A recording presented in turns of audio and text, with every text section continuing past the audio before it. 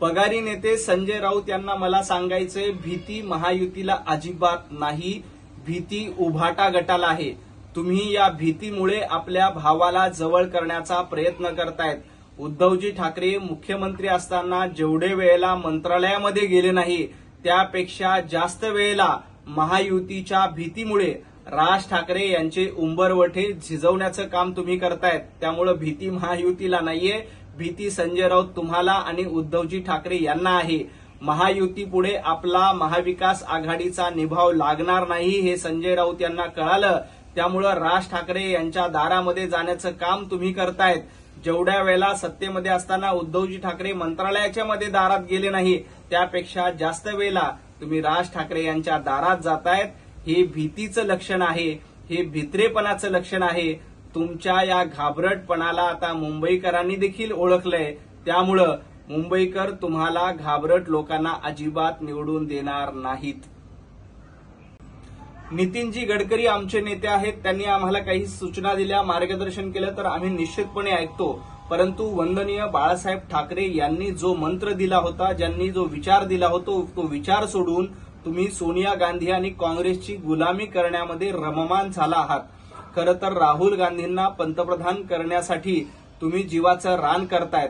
खरं तर ज्या सोनिया गांधींना वंदनीय बाळासाहेब ठाकरे यांनी करप्शन क्वीन म्हणून घेतलं होतं, करप्शन क्वीन म्हणून सामनामध्ये ज्यांचा उल्लेख केला होता, त्यांचीच गुलामी करण्याचं आणि त्यांच्याच मुलाचा प्रचार करण्याची दुर्दैवी वेळ संजय राऊत तुमच्यावर आली आहे. त्यामुळं बाळासाहेब ठाकरे यांनी तुमचे कान टोचलेले होते. जरा कान नीट चेक करून तपासा की बाळासाहेब ठाकरे यांनी काँग्रेसबद्दल काय भूमिका घेतली होती.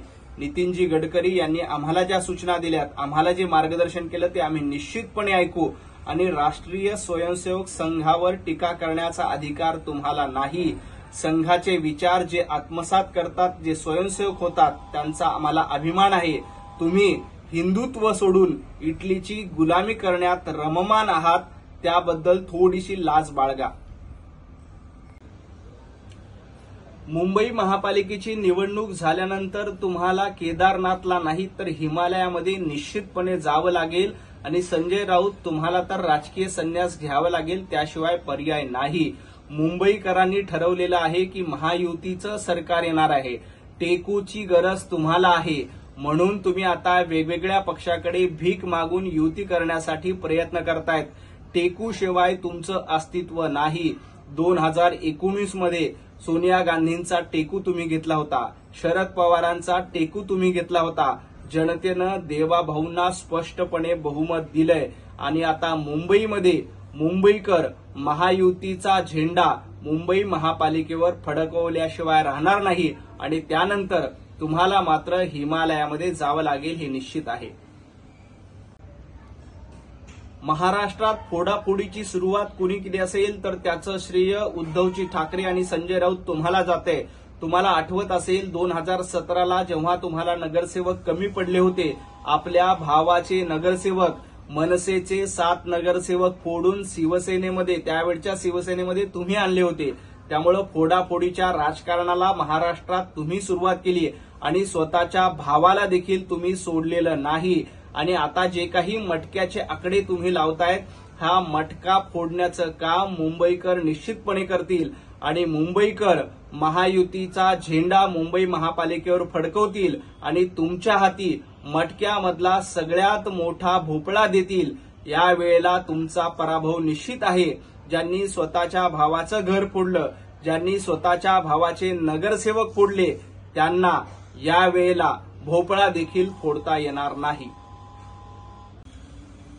पगारी नेते संजय राऊत यांना मला सांगायचंय, महाराष्ट्रामध्ये देवाभाऊंच्या नेतृत्वात लोकांनी निवडून दिलेलं कायद्याचं राज्य आहे. फलटण प्रकरणात योग्य ती चौकशी होऊन दोषींवर कारवाई केली जाईल, कुणालाही सोडलं जाणार नाही. हे उद्धवजींचं सरकार नाही.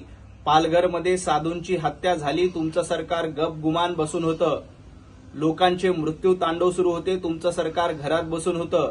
हे देवाभाऊंचं सरकार आहे आणि कायद्याचं राज्य आहे. फलटण प्रकरणात जो कोणी दोषी असेल त्याच्यावर कारवाई होईल. कायदा आणि सुरक्षेची जबाबदारी देवाभाऊंची आहे. तुमच्या सरकारमध्ये वाझेसारखे पोलीस अधिकारी होते, ज्यांनी रोज 100 कोटी वसुलीचं टार्गेट त्यांना दिलं होतं. आमचं सरकार वसुलीचं सरकार नाही तर लोकांचं सरकार आहे, हे ध्यानात ठेवा. आणि जनतेनं निवडून दिलेलं सरकार हे लोकांच्या रक्षणासाठी कायम कटिबद्ध आहे. आम्ही पळून घरात बसणार नाही तर लोकांची सेवा करू.